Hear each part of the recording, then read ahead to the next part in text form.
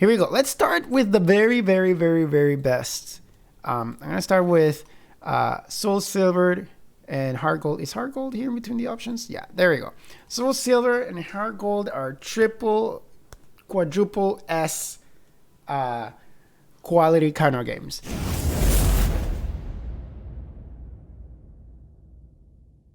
So we've been talking a lot about Pokemon today. So we're gonna do our tier list. I did this a while ago on my channel, but today we're doing it again because I have many thoughts about the tier list, about the generations, about which are really the best of the best. This one doesn't have Sword and Shield in it, but I'll just say it once we get to Sword and Shield. I'll explain where it goes. But we'll see. Let's do this together. Here we go. Let's start with the very, very, very, very best. I'm gonna start with Soul Silver and Heart Gold. Is Heart Gold here in between the options? Yeah, there we go. Soul Silver and Heart Gold are triple, quadruple S quality kind of games. We're gonna start with an easy one. Those guys go in double S tier. These are not ordered, by the way. The tiers are not ordered. The tiers themselves, of course, but within the tiers, they're not ordered. Now we're gonna start with a hot take. F tier, which is like the worst of the worst. We're gonna put Pokemon Sun and Pokemon Moon there. I'm replaying them right now because the first time that I tried to play them, I gave up. Like they're so bad, so slow. The plot is boring because the main character of that story is Lily and her brother. So they should have let you play as them instead of playing as a side character that just stands there and watches the plot unfold in front of you. It's really silly. The Z moves are just cutscenes in the middle of a battle, and why add that? A battle doesn't need cutscenes. Pretty bad. I don't like them. I personally think Gen 7 is pretty terrible. That's just my opinion. Bottom of the barrel. Now, let's continue here. What's another game that's really freaking good? I think that Pokemon Black 2 and Pokemon White 2, where's White 2? Over here. They're double S, great experience kind of games. Not only does it have difficulty, it adds a bunch of Pokemon, it has a great story, the regional dex is huge, greatly designed sprites, it has a championship at the end with all the trainers from all the previous games, all the gym leaders, sorry. Awesome experience. It's on the probably the best DS, one of the best DS experiences next to Soul Silver and Heart Gold. Let's continue here. Let's do some more games that I think are actually really good and they deserve to be like high up here. Let's keep going with the S tier. Because I think this might potentially be it for double S, but we'll see. S tier. You know who goes on S tier, my dudes? Pokemon Platinum. That game is great. Diamond and Pearl had some things that could have been improved on, and I think like Pokemon Platinum like tightened up all the bolts, brought it all together, has a really cool story for the whole Giratina thing, Looker and all that. First game with like a proper online, you know, Diamond and Pearl also had online, but like I feel like Platinum just brought it all together. Really cool game. I actually really enjoyed it. I've replayed it a bunch of times. I want to replay it again soon. Because it's pretty good. Sorry, let's go with another hot take. Today, I encourage you to remove your nostalgia goggles. And realize that Pokemon Red and Pokemon Blue have aged horribly. Those games are a glitchy, horrible piece of garbage. You know? It's horrible. They're terrible. I love them because that's what I grew up with. That's what I grew up playing. But those games have aged horribly. They look horrible. Psychic. You just put Psychic on a Pokemon and kill everything. You just gotta accept it that those games have aged horribly. And if you enjoy them like I do, I enjoy them because of the nostalgia factor. That's why I enjoy them. But if it wasn't for the nostalgia factor, I would say these are terrible. Now, You might wonder, what about Pokemon Yellow? I believe that Pokemon Yellow also has age pretty horribly, but it's a little bit, it's a wedge. It's a wedge above, a little bit above what Red and Blue did. It looks a little bit better. It cleaned up some of the game. It's not as glitchy. The soundtrack is still banger, and you get all the starters there. You get Pikachu, Charmander, Blastoise, Squirtle, and Bulbasaur. It's really, really, really, really, really cool stuff. That's another hot take for you. I think like this kind of makes sense. Given that hot take, I believe that then. All right. So I gotta organize myself here. What am I gonna do next? What am I gonna show next? Given that hot take, I believe that actually Pokemon Gold and Pokemon Silver were a pretty big improvement on the Pokemon Yellow recipe. It was still in the Game Boy, so it's still pretty limited, but you can go back to Kanto, great new Pokemon, new generation, it was in color, all that kind of stuff. Great work. And similar to what happened with Red and Blue, I do believe Crystal is just a little bit above it. It was like the optimized, better version. I feel like you're gonna see this a lot in the tier list where like, you release these two versions and then the one that's a little bit better. So that's kind of how I feel about Crystal and Gold and Silver. Obviously, these remakes of Gold or Silver completely killed it and are like some of the best in the entire franchise. But the original Gold and Silver, it still holds up. C tier, B tier, that's not bad. That's, viable, tournament viable. Given that, I believe that Pokemon Black 2 and White 2 are a great improvement on Pokemon Black and White, so much so that I actually believe there's an entire tier difference between those games. I believe that it kind of looks like this. I believe that this huge gap here is necessary. There's a difference between A and S and SS, and I believe the improvement between Black and White 2 was so big that this is necessary. You need this gap here because I don't think Black and White are necessary. S tier, they're really good, but they're kind of there. Listen, I actually never played Ultra Moon and Ultra Sun, so I can't comment on those. So those I'm gonna leave down here, and I'm not gonna place them because I don't know. If they're very similar to Sun and Moon, which I've heard they are, they might be in D or C or something like that, but I've actually never played them, so I'm not gonna comment on a game that I've never played, okay? Just if you're wondering what's happening to those. All right, now let's get into S tier. Another game that I think is S tier, and I'm gonna be real honest with you, Pokemon X and Y.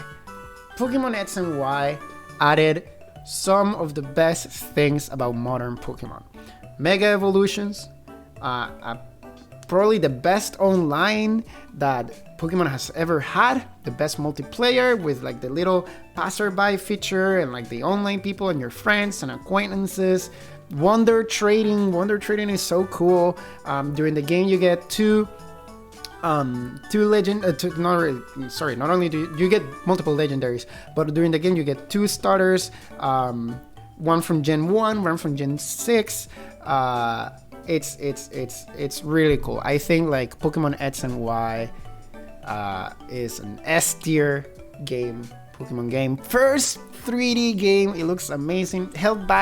Definitely held back by the 3DS. If you play it on an emulator at 1080p, it looks beautiful. You can customize your trainer for the first time. Really cool. I like it. It's a little bit weak on the plot side of things, but hey, Pokemon has never had like an amazing plot. Really good stuff. But it's too easy and childly. All Pokemon games are easy and childly. All of them. Yeah, all Pokemon games have flaws. I agree with that. Similar with like Gen 4, this is not really a hot take. I think Gen 4 is A tier. Platinum is it's a big improvement, but still, I feel like Gen 4 sits, the base games of Gen 4, Diamond and Pearl, sit comfortably on A tier. Brought in a lot of cool stuff. The DS was a cool console, new Pokemon, online, Wi-Fi connection and whatever.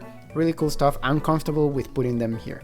Okay, now let's continue talking about Gen 6. I think Gen 6, the remakes for Gen 6 were actually super duper good, and I would also put them on S tier. I feel like where's Omega Ruby? Right here. A little bit, I know I said these are not organized, but I believe that they're a little bit better than X and Y. They definitely put it all together. The primal evolutions look great, the animations was great, way better than the originals before the remake. I feel like Omega Ruby and Alpha Sapphire are awesome, bringing some even cooler Mega Evolutions. I feel like the Mega Evolutions that came with this game are even cooler than the ones from X and Y. Really, really, really, really cool stuff. All right, let's continue. What do we got next? Oh, we're running out of games now. Now we're talking about Gen 3. Now we're talking about Gen 3. Do we have any Gen 3 stands in the chat? One thing that I definitely don't like about Auras is the fact that the battle tower was not there. It was a remake of a game with a battle tower in it. It should have had a battle frontier. It was a remake of a game with a battle frontier in it, and it didn't have the battle frontier. Disappointed. Should have had the battle frontier. Battle frontier is awesome. You forgot E tier, by the way? Oh shoot, there's no E tier there. I got this off the internet, so whatever. We'll turn this F tier into E tier. Alright. Let's talk about Gen 3. I believe that out of all the Gen 3 games, definitely, you know what? We should clean this up a bit. This is what we're gonna do.